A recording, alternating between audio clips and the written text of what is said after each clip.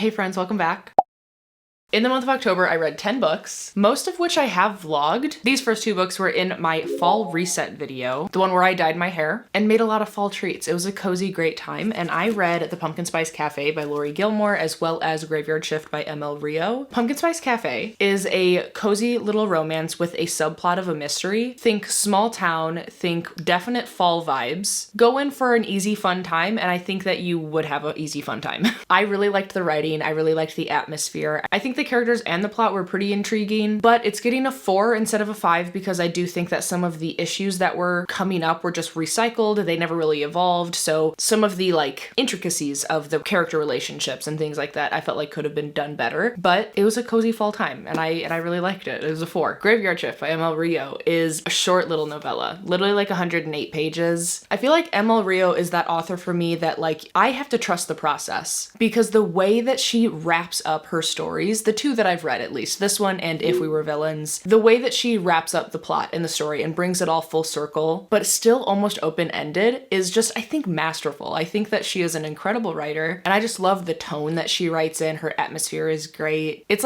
eerie without being too spooky, I guess. And I just had a great time. This is a 4.5, I think, is what I'm landing on. Then I finally read Slooh Foot by Brahm. This one was in my ultimate fall video. Caleb and I went to a pumpkin patch. We went to Barnes & Noble and played a little bookish game together, did some home projects, and read Slooh Foot alongside. This one is a folk horror, sort of witchy, good for her story. Our main character is a very strong-willed girl and she gets married off to this man in a Puritan community and she's not really accepted because of her outspokenness and just outsider status basically. But they don't know that she has friends in low places. She is a cunning woman. And honestly, this book is a little bit I think I would say gory, a little bit gruesome, definitely a little eerie because of these folk elements that are in this book. They're pretty spooky. They're definitely depicted in eerie ways. However, the storyline is sort of wholesome. And I don't want to mislead you because if you hear wholesome, sometimes you think that it's super cozy and, not scary. I think some people would think that this book is a little bit scary. However, at its core, it's sort of about this sort of devil, demon, folklore, horror character who we know in the beginning as Samson. Sammy, now Sammy's joining us. Well, I have all the pets on this chair, but Samson in the beginning and throughout most of the book doesn't really remember who he is, and a lot of the story is Abatha and Samson figuring out things together, almost coming of age. I don't know, it's sort of cute. Their interactions are not always super cozy. Don't think that. But the underlying conversations and discussions with their relationship, I actually really found endearing.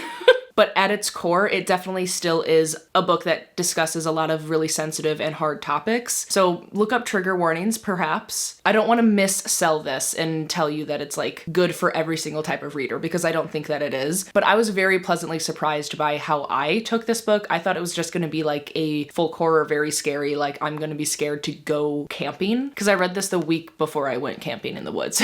But I ended up just having a great time. So take that with what you will. I think that this is either 4.5 or a 5, honestly. Okay, next, in the month of October, I finished my 5-star showdown. If you don't know what that is, it is a series that is now concluded on my channel where I took 3 5-star predictions in each episode, one from me, one from Patreon, and one from YouTube, and pitted them against each other. I had this big bracket going on, but there were 5, I think, episodes. I'll put the playlist to them down below if you want to go back and catch up because they're just 5 fun vlogs that I made that I'm really proud of. But this final episode included The Black Tongue Thief by Christopher Buman, Bloom by Delia S. Dawson, and A Time of Dread by John Gwynn. John Gwynn was my 5-star prediction, Bloom was Patreon, and Black Tongue Thief was YouTube. Black Tongue Thief I ended up giving a 3, I think, out of 5. I do feel a lot for the characters, but the way that Christopher Buman writes and tells his story is just not how I like to enjoy stories. A little bit more tongue-in-cheek, a little bit more humorous, and not a lot of dialogue. I just found it very difficult to continue to pay attention, and humorous writing in fantasy books has worked for me in the past, but for whatever reason, it just wasn't grasping me in this story, which I was really bummed about because I thought that this too was going to be 5 stars for me. There are a lot of elements within it that I do love and appreciate, but my overall reading experience I think is still a 3. Then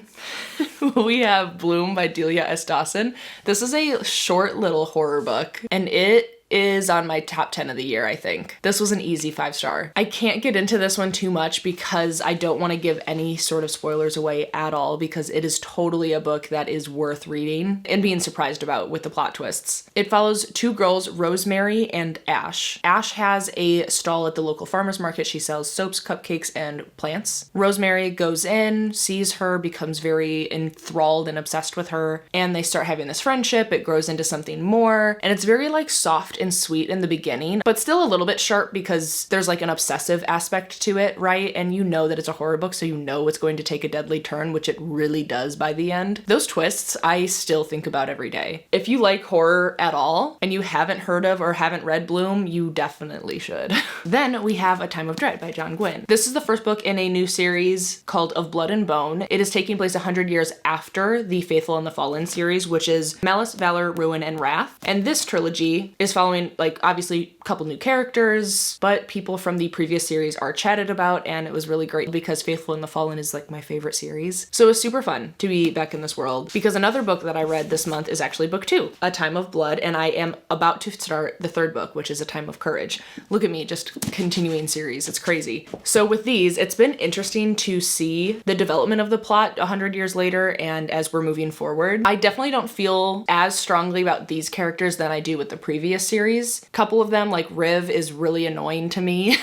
There's a character named Drem that I really love. And of course, it's good to see the people from the previous series as well. But I am enjoying being in this world again, which is basically at its core a like good versus evil. You pick a side, you have a champion sort of on either side of this like eternal war that's been going on between the Benelim, which is like fallen angels sort of, and the Kadashim, which is basically demons. And in the first series, you know, it's 4 books about this war and all of these politics and character relations, and it is so phenomenal. This, 100 years later, things are starting to wake up again. Things are starting to change, basically. And if you like high fantasy, I mean, you should definitely read some John Gwynne. But for my ratings, I think A Time of Dread is a solid 4. I think I gave it a 4.5 in that reading vlog, but since it's sat with me, the more I've realized that I just really don't like Riv at all. And it is now a 4. And I think A Time of Blood is like a 3.5 to a 4, which is crazy to me. Like, I gave every single book in The Faithful and the Fallen 5 stars. Every single book, all 4 of them. So it feels wrong of me to give his other books anything less than. However, I have to be honest with myself, and I know that not everything I read from a favorite author is going to be perfect. And the way that these are hitting me are not as good, but I'm still having a great time, and I'm excited to continue because I think the third book in this series will be my favorite.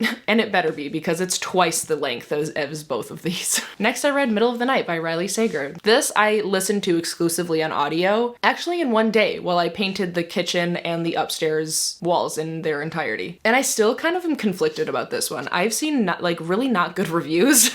I think most people are upset with this one. I think that Mr. Rylee Sager is a mystery thriller writer that is very divisive. And this is sort of feeling like The Chalkman by CJ Tudor for me, except The Chalkman, 5 out of 5. So good. I bring up Chalkman because they both sort of have this idea of a main character or a small friend group that went through something when they were young, and now that they're older and back in the same place where this event took place, weird things are starting to happen again. In Middle of the Night, our main character Ethan was having his friend Billy over for a little like camp out sleepover. I think they do it every week or every month. I think it's every week. I don't really remember. But one morning Ethan wakes up, there's a slash in the side of the tent, and Billy is nowhere to be found. And now so many years later, Ethan is back in this cul-de-sac, seeing things, hearing things, having weird experiences, and he thinks that it's Billy. He's playing detective, basically, in today's point of view, while we're also getting the dual timeline of being back with Ethan as a kid, hanging out with Billy, and actually seeing what is going on in those days leading up to his disappearance. And I thought it was intriguing. Like, I was never bored while listening to it. I think it's a good audiobook. I think that it was a great book to listen to while doing something else because it made the task of painting walls not as boring.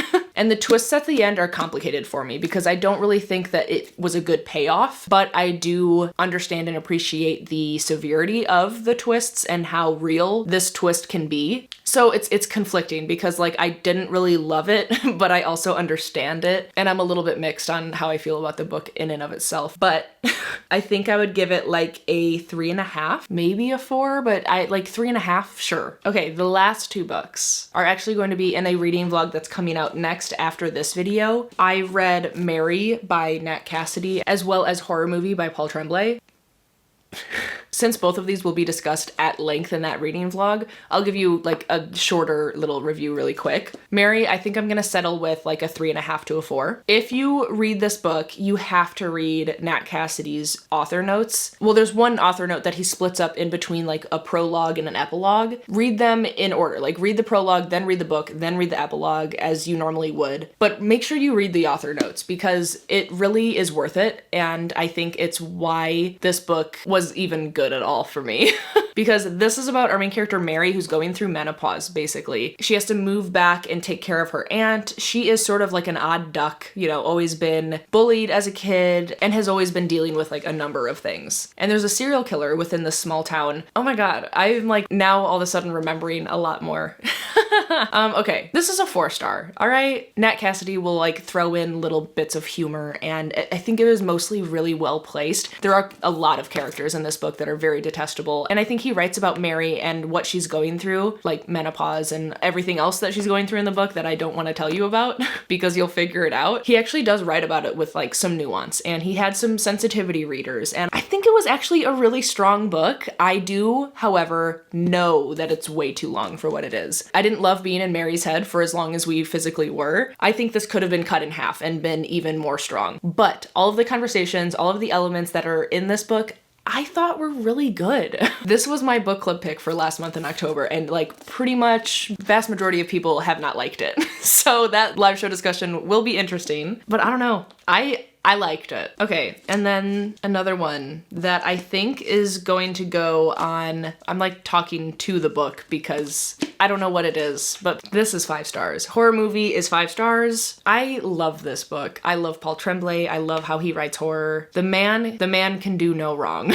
This is a like twist on the cursed film genre, and it's a book that is not always easy to read, just like many horror books, right? And at times it could be a little bit on the nose, a little bit cheesy, but the way that it develops and the like really interesting way that it's written, it's 5 stars. It's so much fun because we'll have normal dialogue, but then we go to different point of views where it's read and written like an actual screenplay, and it's just so engaging and it's so entertaining. It's the perfect length too. It's like almost 300 pages, the perfect amount of time to like sit and stew, and I just love it. Again, these two, in addition to one other book, will be in next week's vlog. I'm really excited about that video, and I'm really looking forward to the rest of November's reading plans and content. Let me know down below what your favorite book was in the month of October, and if any of these sound interesting to you. If you don't know what else to say, then leave me, the movie clapper down below in the comments. And while you're down there, please do subscribe and like the video. I always appreciate your support. And of course, be kind to one another, and happy reading. Bye.